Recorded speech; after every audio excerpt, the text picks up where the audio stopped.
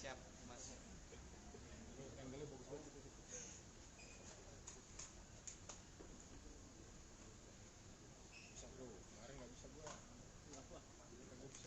Horizontal ini udah kemarin sampai 17 orang yang ngakalin ini udah ya. Lu tumben nggak bawa ini? Lu bawa tongkat, bawa. Gue bisa tahu ini apa nih? Lu pasti di mana? Gua semua orang pada tahu. Gue jat ini terus gue balik Kayak gitu ribet tuh, males deh. Ada dehnya nih. Apa? Udah lu sini aja. Nggak ada sih ini, Pak. Lu sini.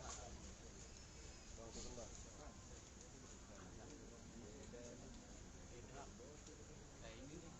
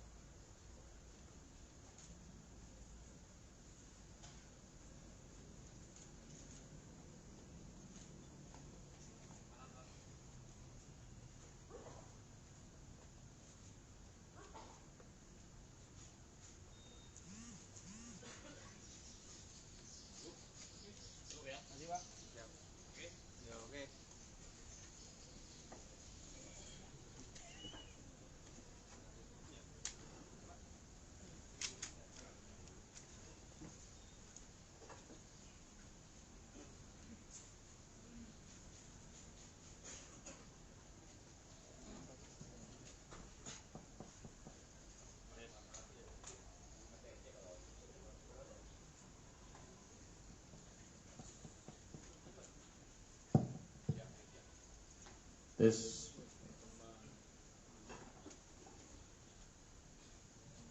Bismillahirrahmanirrahim. Assalamualaikum warahmatullahi wabarakatuh. Selamat siang dan salam sejahtera bagi kita sekalian. Yang saya hormati rekan-rekan jurnalis Okja Polres Metro Jakarta Barat yang hadir pada kesempatan siang hari ini, Pak Wakasat Narkoba, Pak Kapolsek, Kasih Propam serta jajaran Polsek Tambora.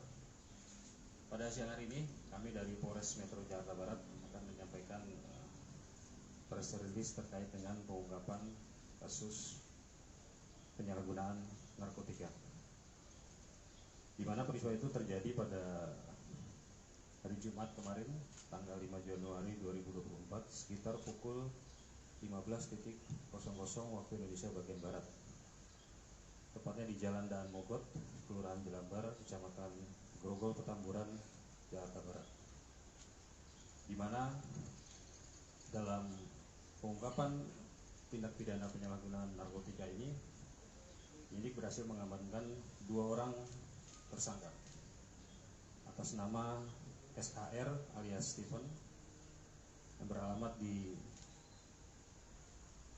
Kepaduri, Kebonjeruk, Jakarta Barat, dan yang kedua atas nama R alias Dede bin S yang beralamat di Kampung Salo, Kelurahan Kembangan Utara, Kecamatan Kembangan, Jakarta Barat.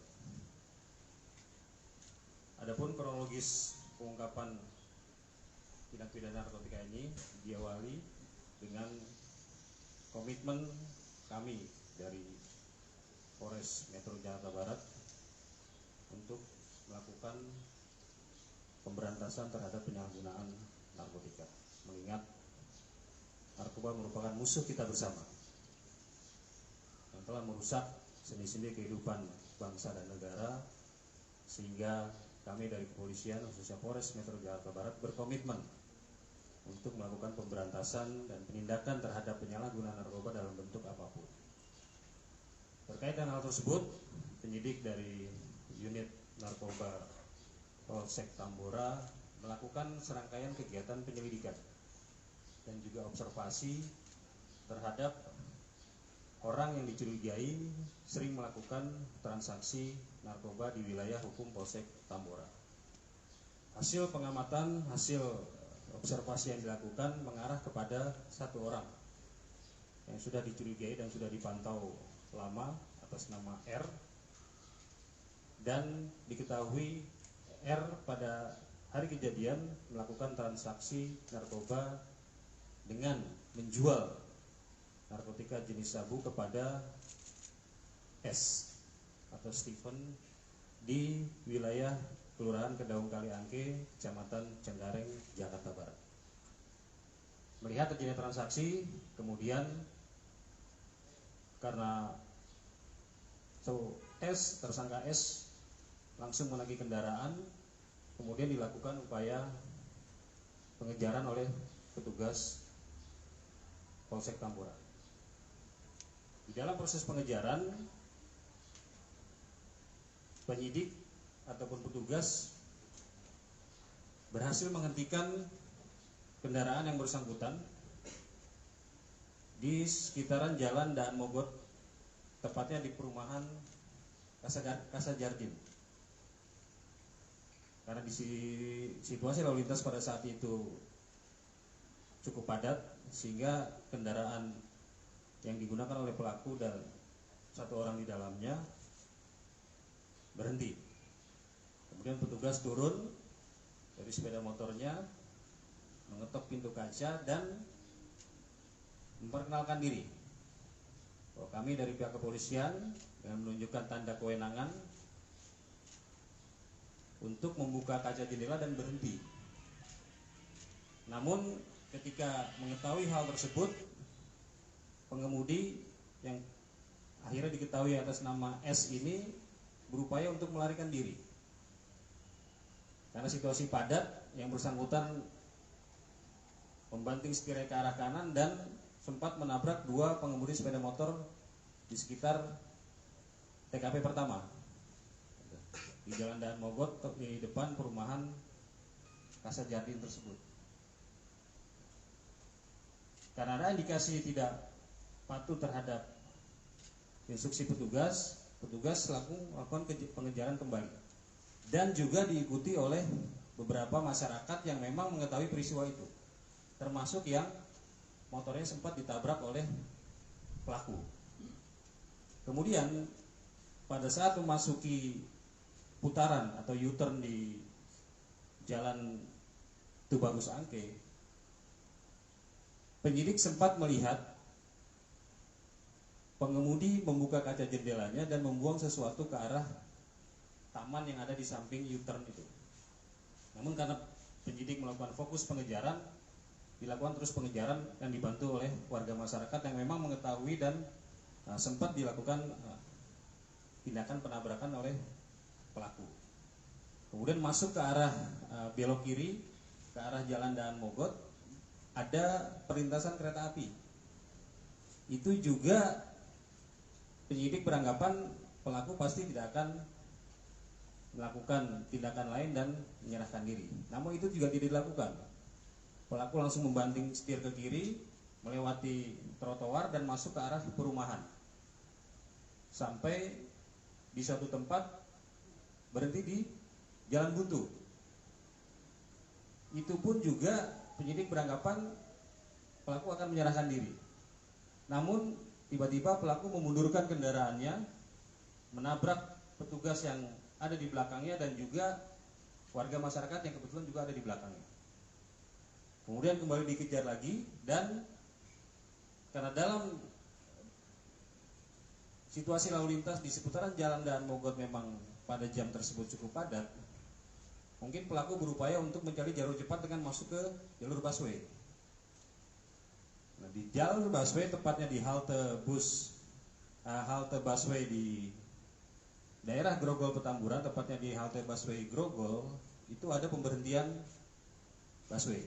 Sehingga ketika pelaku dan mobilnya masuk ke jalur busway, terhenti di situ. Dan petugas meminta kepada pengemudi busway untuk menahan kendaraannya untuk tidak melaju, dan berhasil diamankan di situ. Nah, dalam proses mengamankan pelaku dan juga orang yang ada di dalamnya, itu pun juga petugas mengalami kendala. Dan masyarakat pun juga banyak yang sudah mengetahui peristiwa itu, juga melakukan upaya berusaha untuk membuka pintu kaca mobil tersebut. Jadi kalau kita melihat tayangan video tersebut, di awal ketika ada yang berusaha untuk membuka pintu, itu bukan petugas Polri, tapi dari bagian dari masyarakat yang datang untuk membantu mengejar kendaraan tersebut. Nah, kemudian penyidik baru mengetahui setelah penumpang yang sebelah kiri membuka kaca pintu dan sambil berteriak mengatakan yang bersangkutan adalah saudara SJ atau Saiful Jamil. Karena situasi sudah cukup krodit saat itu, penyidik berupaya untuk secepatnya mengamankan orang yang ada di mobil itu dari upaya-upaya main hakim sendiri di masyarakat. Karena memang faktanya masyarakat banyak yang mengejar kendaraan tersebut. Setelah diamankan, dibawa ke Mako Polsek Tambora, dilakukanlah pemeriksaan dan penggeledahan termasuk tes urin. Dari hasil penggeledahan di kendaraan pelaku, penyidik menemukan sedotan yang diduga sebagai alat hisap narkotika dan klip plastik yang dalam kondisi terlipat dan sudah dibakar. Dari bukti ini penyidik melakukan tes urin terhadap pengemudi atas nama S ini, dan hasilnya positif, mengandung amfetamin dan metamfetamin. Kedua zat tersebut adalah zat aktif yang ada di narkotika jenis sabu. Terhadap saudara SJ, penyidik juga melakukan tes urin dan hasilnya negatif. Kemudian dari hasil interogasi ataupun pendalaman oleh penyidik, karena penyidik melihat pengemudi atas nama S ini di U-turn Tubagus Angke membuang sesuatu, ditanyakan. Dan dia mengakui bahwa yang dibuang adalah narkotika. Kemudian kita meluncur ke TKP, melakukan pemeriksaan di sekitar TKP dan ditemukan barang bukti narkotika jenis sabu yang dikemas di dalam bungkus rokok seberat 0,21 gram.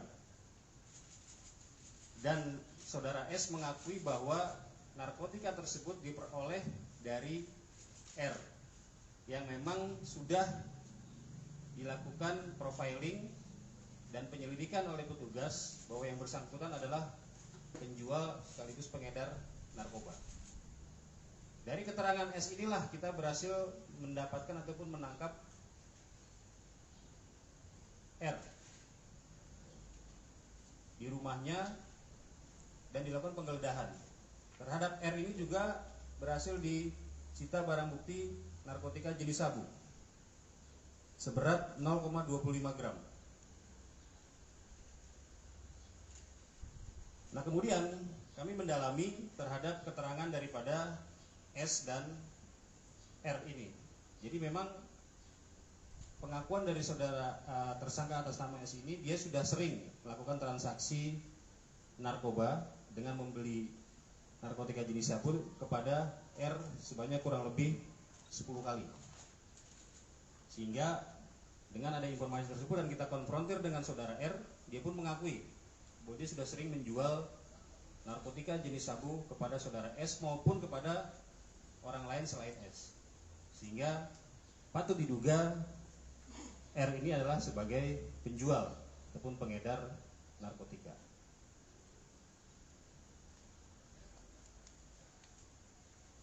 Terhadap saudara SJ, karena memang hasilnya yang bersangkutan negatif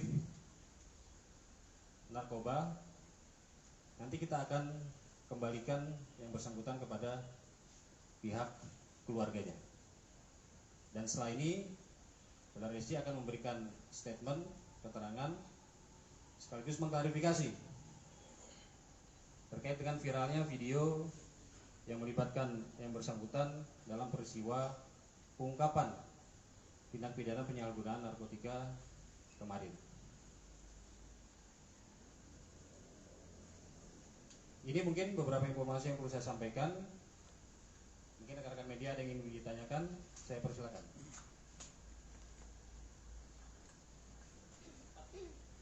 Ya. Mau bertanya Pak, berarti selama proses pengejaran itu Pak SJ ini berada di dalam mobil. Itu yang pertama pertanyaan saya konfirmasi itu. Yang kedua, kenapa tadi SJ itu tidak membersihkan si Stephen ini Pak? Kalau itu tidak. Iya, jadi memang saudara SJ ini dari awal berada di mobil tersebut.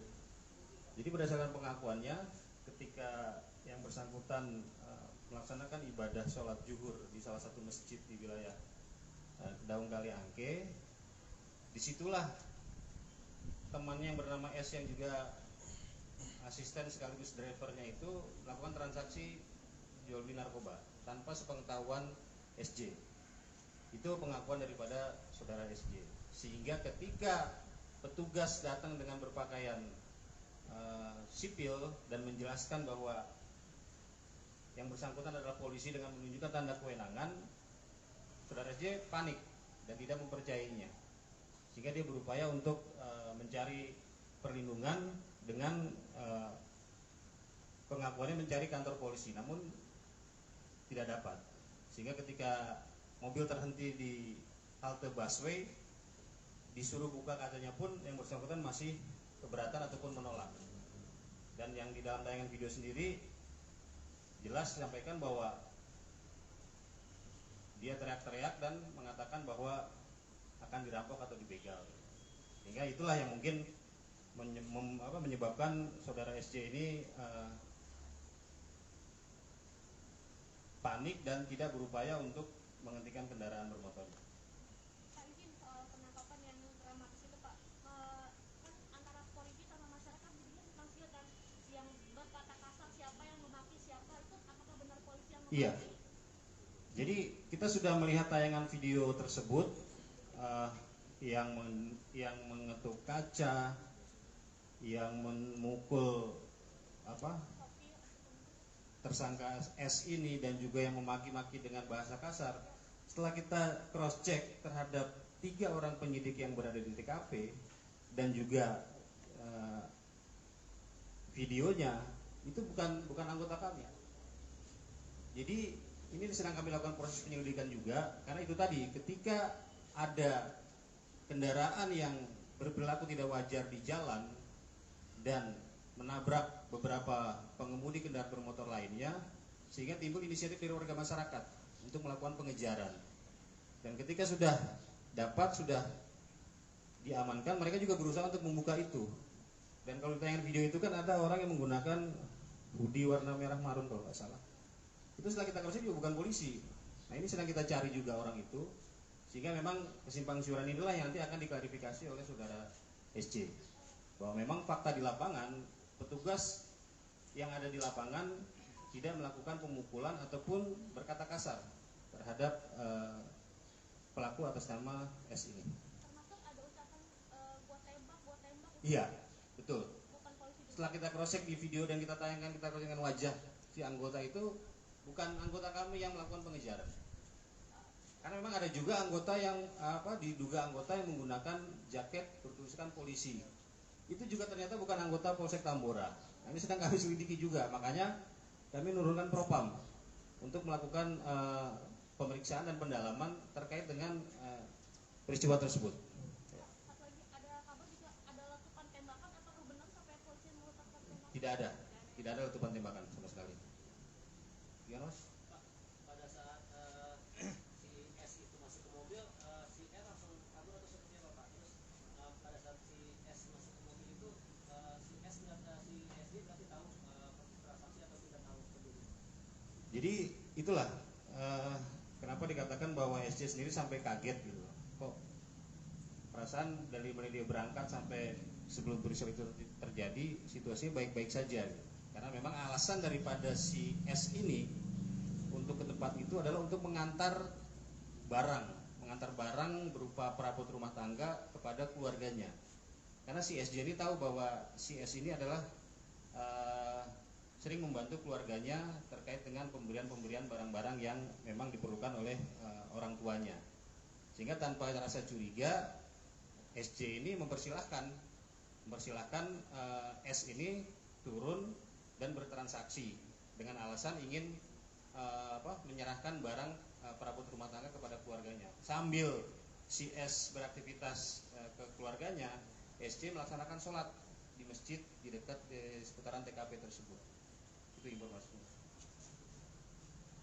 Berarti si R mungkin langsung kabur ya Pak pada saat penyerahan transaksi ke S? Iya, karena memang sesaat setelah barang itu diserahkan oleh R kepada S, R langsung pergi dengan menggunakan sepeda motornya. Nah, itulah dari keterangan S ini tadi bahwa dia membeli barang dari S. Penyidik berhasil mengidentifikasi R ini sehingga dilakukan penangkapan. Sehingga sinkron antara keterangan S dengan R dan barang bukti yang didapatkan memang betul-betul hasil daripada transaksi kedua orang tersebut. R langsung ditangkap sore itu juga Pak? Iya, langsung ditangkap hari itu juga. Pak, ya, itu ditangkap di rumahnya di mana ya? Dan biasanya dapat suplai sabu dari mana?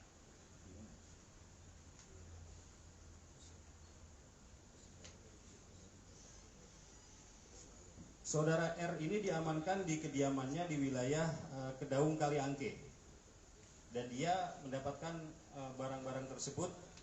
Ini yang sedang kita cari, sedang kita dalami dari wilayah Kampung Narkoba. Boncos Pak atau Bahari? Antara di Boncos dengan di Kampung Baru. Pak, kan si S ini kan juga merupakan asistennya SJ ya Pak? Ya. Si S ini.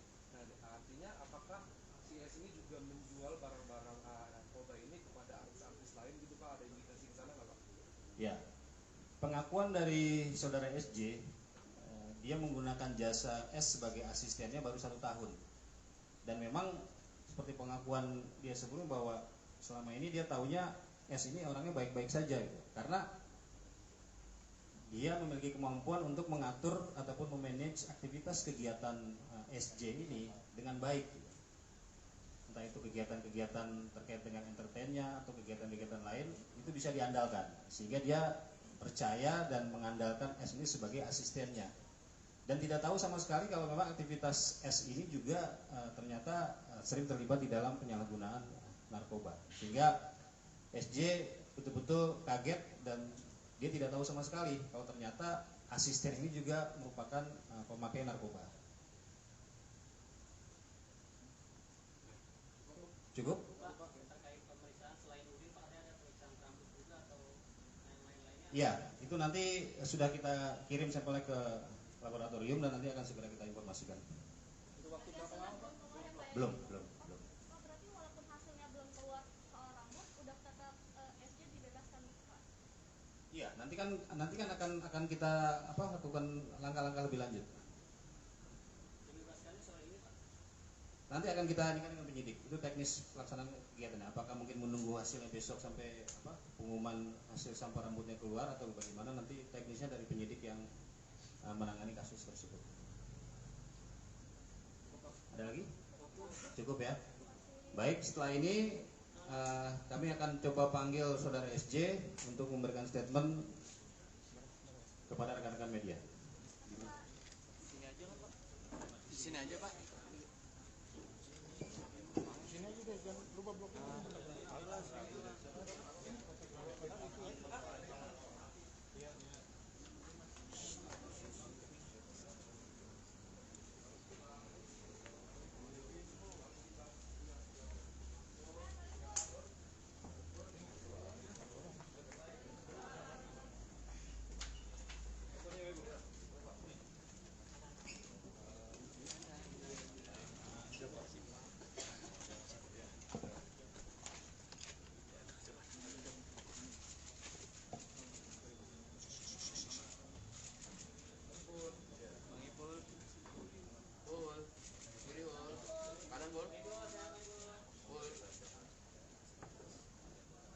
Siap. Assalamualaikum warahmatullahi wabarakatuh. Yang saya hormati Bapak Kapolres Jakarta Barat, Bapak Kapolsek Tambora, juga seluruh jajarannya, yang saya hormati juga pengacara saya, Bang Raja, keluarga saya dan juga teman-teman wartawan. Terima kasih atas kehadirannya. Ya, hari ini saya ingin memberikan sebuah dukungan kepada Kepolisian Republik Indonesia untuk tetap selalu memberantas yang namanya narkoba. Dan saya sangat bangga dengan Polres Jakarta Barat dan juga Polsek Tambora sangat begitu sigap dalam memberantas narkoba. Walaupun saya tidak terlibat di dalamnya. Paling tidak saya ada pengalaman bahwa begitu sigapnya mereka, ya, apabila ada orang yang terindikasi dengan narkoba seperti itu. Justru dengan kejadian seperti ini, saya bersyukur ternyata orang di dekat saya ada terindikasi narkoba. Tadinya saya nggak tahu. Jadi saya sangat berterima kasih sekali kepada Polres Jakarta Barat dan juga Polsek Tambora. Terima kasih banyak. Jadi saya juga sempat nggak percaya kalau ternyata asisten pribadi saya dia salah satu pemakai narkoba. Gitu. Dan alhamdulillah atas izin Allah, saya dari mulai kecil sampai usia saya sekarang tidak pernah yang namanya menyentuh narkoba. Sedikit pun, setetes pun, seapapun tidak pernah di dalam tubuh saya. Dan saya akan siap mendukung Indonesia untuk memberantas narkoba yang ada di Indonesia. Itu saja. Terima kasih.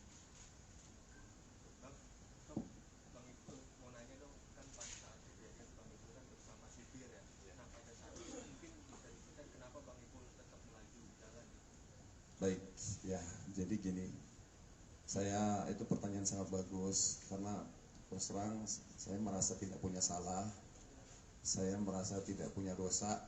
Tiba-tiba ada motor sebelah kiri nyuruh saya berhenti, tapi dengan cara yang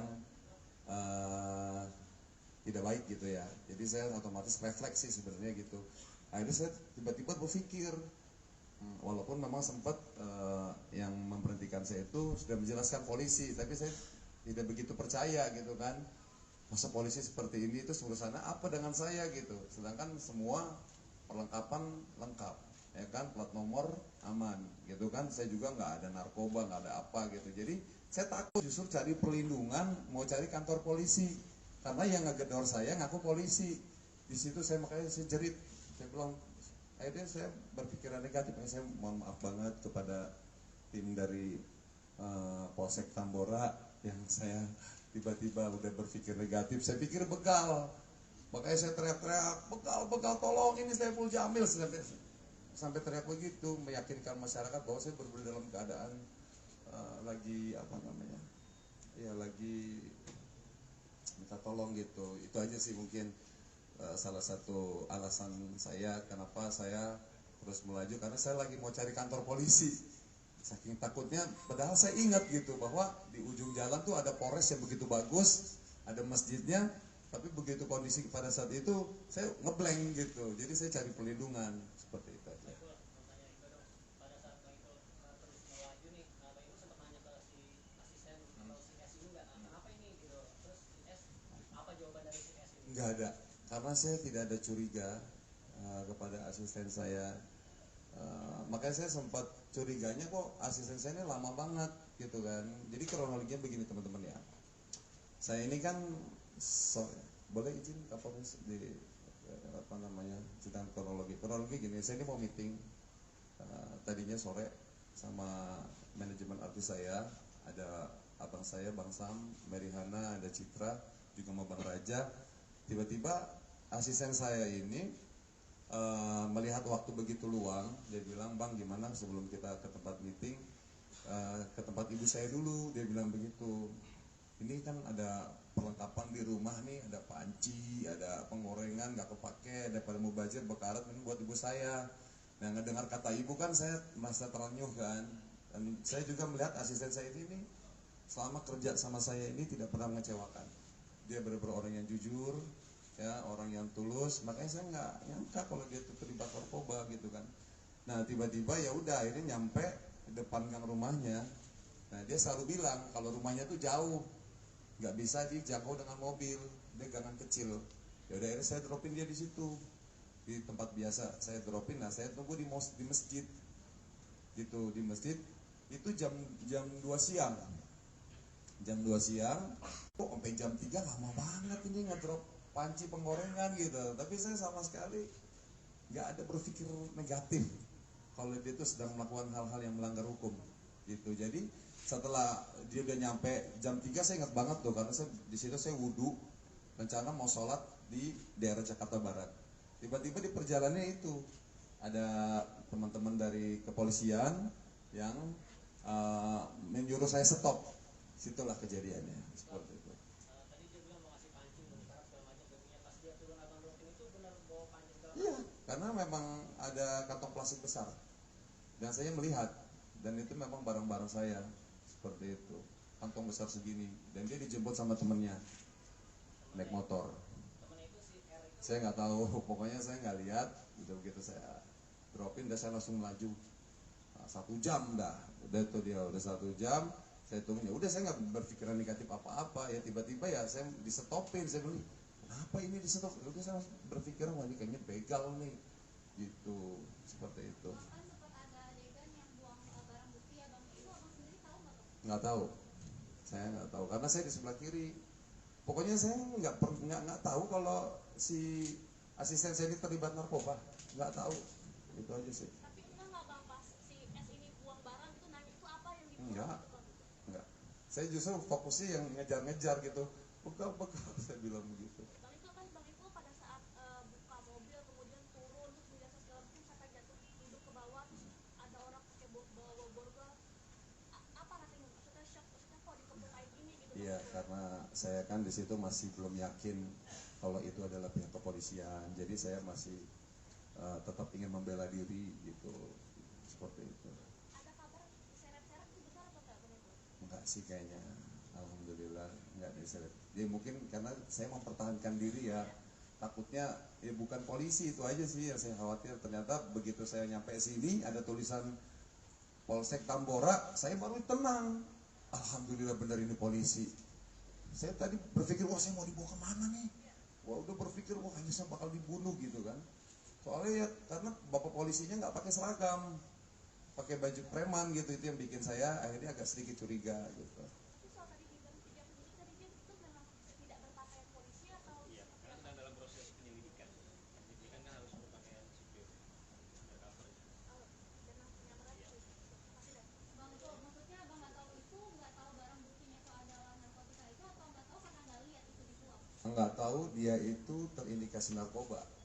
Jadi saya nggak fokus dia buang apa, dia terlibat atau saya baru tahu dia terlibat itu pas di sini, gitu seperti itu. Dan sempat dipertemukan waktu pas ketahuan dia narkoba, Bang Ipul sempat dipertemukan dengan S. Kenal S di mana Bang Ipul waktu itu, ngelamar kerja atau dikenalin oleh siapa? Gimana? Dikenalin dengan siapa atau dia ngelamar datang? Oh iya, dia ngelamar kerja 1 tahun yang lalu dan kerjanya bagus, makanya saya tidak nyangka kalau dia terindikasi narkoba. Berarti selama setahun ini nggak ada kecurigaan terhadap Nggak ada, S? orangnya karena baik banget. Makanya di sini saya harus berhati-hati sekarang memilih teman, ya, memilih calon pekerja harus benar-benar selektif gitu, karena yang saya pikir baik ya ternyata seperti ini gitu. Ini mungkin menjadi pelajaran buat saya. Udah cukup teman-teman ya, terima kasih banyak. Cukup ya? Kasih Bang Ipul. Ini udah bebas ya bang? Udah bebas dari sini.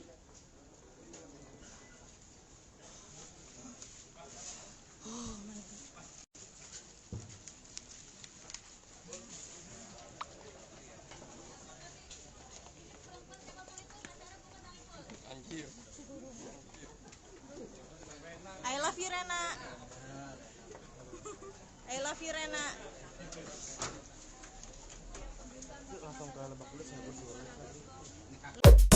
Terima kasih sudah menonton video ini. Jangan lupa subscribe dan aktifkan lonceng notifikasi supaya kamu gak ketinggalan video terbaru dari Grid.